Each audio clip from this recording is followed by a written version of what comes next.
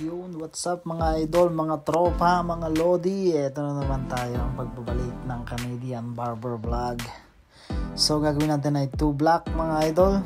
So ayan, tinira natin yan ng number 4. Kung makikita nyo 3.5 nga pala yan sa may Classic 76 ko. Pero number 4 yan. Hindi kasi pare-parehas ang sukat ng mga guide dito. Ayan.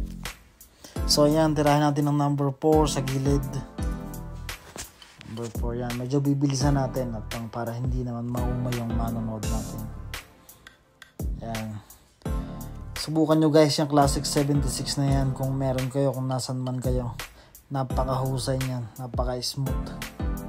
So yun, tirahin natin sa baba ng 1.5 para maging taper naman siya ng konti. At mamaya iti-taper natin yung sa may bandang nape at sa sideburn. Para naka-taper siya.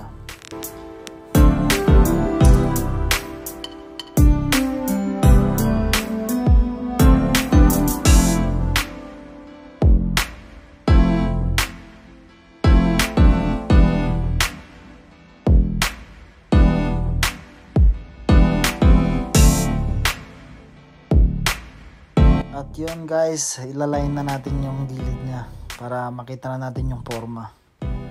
Para makita na natin yung linis niya. So ginagamit ko nga pala dyan guys ay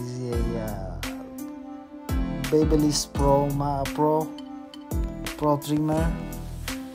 Isa sa napakagaling trimmer dito sa Canada. Napakalinis. At hindi na kami gumagamit ng blade dito guys sa mga bata na katulad nito. Kasi hindi allowed dito na gumamit ng blade pag mga bata. So iwas so yun, parang dami atong bata pa ulit-ulit. At yun mga idol, i-blend na natin yung taas niya. Gamit ko nga pala dyan guys yung Barreto Wall. Isa napaka-lupit din na pang blend. Pang blend lang sa akin yan guys. Hindi ko yan ipinang-prepaid kasi hindi maganda para sa akin. Paano masabi? Tinatanong ko nga nag-draw. Ikot lang natin yan, i-blend natin. Yung clipper overcomb. Mas mabilis yan guys, gagamit tayo ng gunting. Mas mabilis. Tapos yan, yung bandang nape niya, iti-taper natin number 1. Number 1 ko yan, open. Tapos ilalaroin lang natin yung lever niya pababa.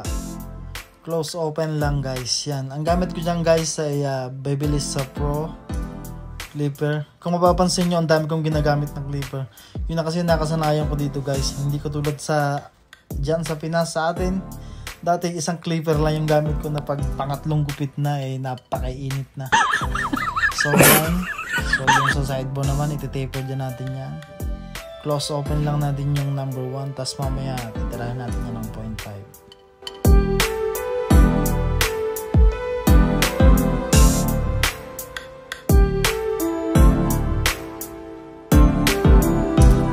So yun guys, gumamit na ako dito ng 0.5 guard.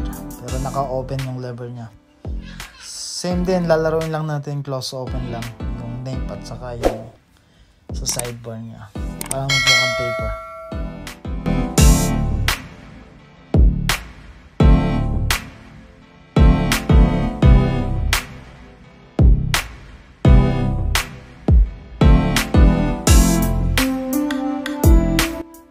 Tapos yan guys, nasa taas na tayo. Diyan naman tayo sa taas. Magbabawas na tayo dyan. Ang gusto kasi ng bata i-keep yung ano niya, yung haba ng buhok niya. Kaya babawasan lang natin ng konti. At yan guys, kung sa mga baguhan dyan, yun yung discarte ng paghahati sa buhok. I-comb nyo ng palikod, tapos medyo itulak nyo ng konti, maghahati na ng kanya yan. Basta basa yung buhok.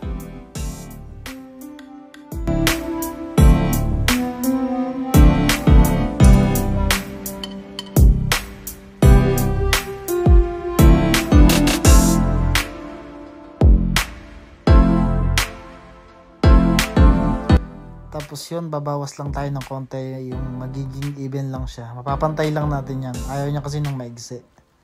So ayan, papantayin lang natin yan paikot.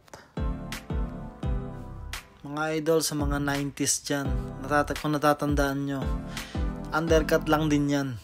Kaya pamilyar kayo dyan sa gupit na yan.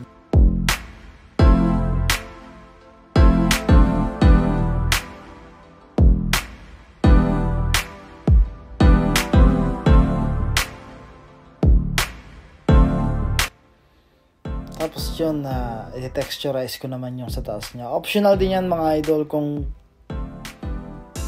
ayaw nyong mag-texturize at ayaw ng client, pwede rin hindi. Pero sa mga katulad ng ganyan na buhok na bagsak, kailangan mas maganda yung kung i-texturize yan. Ganyan ang pag-texturize ko mga idol. Naka-section yan para pagbagsak nyan, naka-layered siya. Tapos tinining share ko din nga pala yung baba niya para mas manipis pa.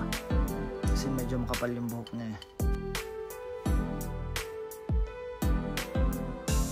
Tapos yun mga idol, i-blow dry ko lang at okay na. Ganun lang, madali lang naman yung 2 block na yan. Undercut lang yan. 2 block pa eh. So yun guys, thank you for watching. At kung may natutunan kayo, paki-comment na lang and share. And yun, maraming salamat sa inyo mga Lodi. Lalagyan ko lang to ng product tapos okay na. Poging-pogi na si tropa. Thank you guys. See you on my next video.